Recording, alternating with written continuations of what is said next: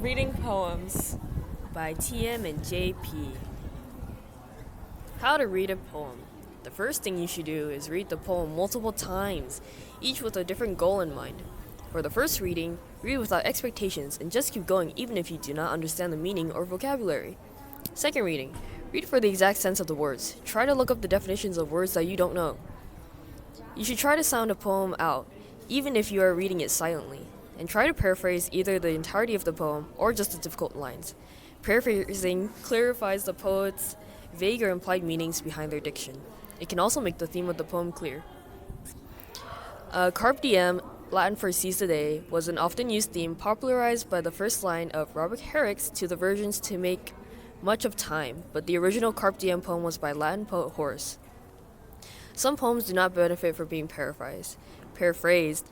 Example, nonsense poems, translation of primitive folk songs, or surreal poems. Good poems appeal to the intelligence and do not shrink from it. The first type of poetry is lyric poetry. It was originally a poem sung to the music of lyre. Over time, poems began to be written to be read rather than sung due to intervention of the printing press.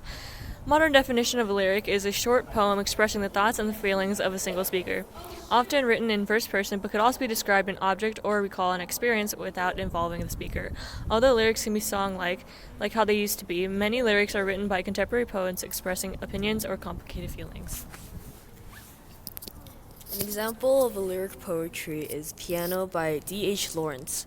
In spite of myself, the insidious mastery of song betrays me back. To the heart of me weeps to belong, to the old Sunday evenings at home, with winter outside, and hymns in the cozy parlor, the tinkling piano our guide. The next type of poetry is narrative poetry, and unlike lyric poems, narrative poems tell a story in a series of scenes. Narrative poetry goes back to the Babylonian epic of Gilgamesh and Homer's epics and more. Present in England and Scotland are a very popular way of storytelling. For example, Sir Patrick Spence and Boney Barbara Allen is still being spread and told today. To have a narrative poem, you must have the ability to draw characters and settings briefly, engaging attention and shaping the plot.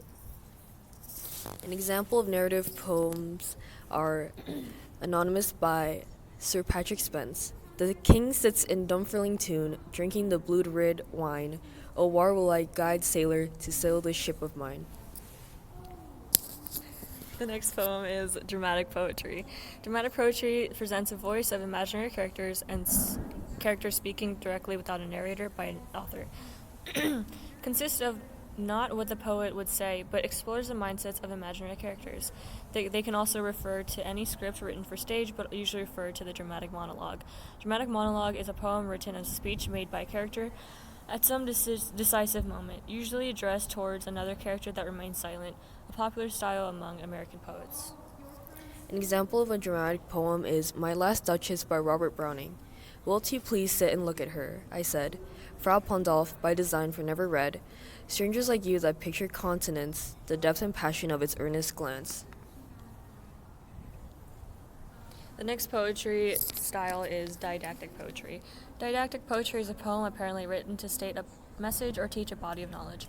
For example, in a lyric, a poet might express the sadness that they may feel, but in a didactic poem, they will explain the sadness is inherent in life. These instructive poetry styles were focused especially by classical Latin and English poets in the 18th century.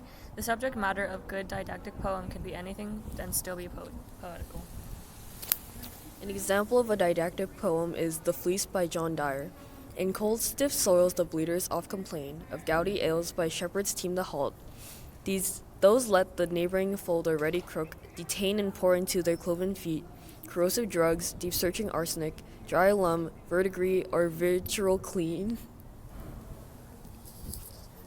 In conclusion, when you first get a poem, you should read it a couple times, making sure that you paraphrase it if possible, and going through the first pass and second pass, trying to find every meaning, even if it's hard to read, and also trying to understand each word that's in it, and also keeping your eye out for theme. So the 4 variations of poetry is lyric poetry, narrative poetry, dramatic poetry, and didactic poetry.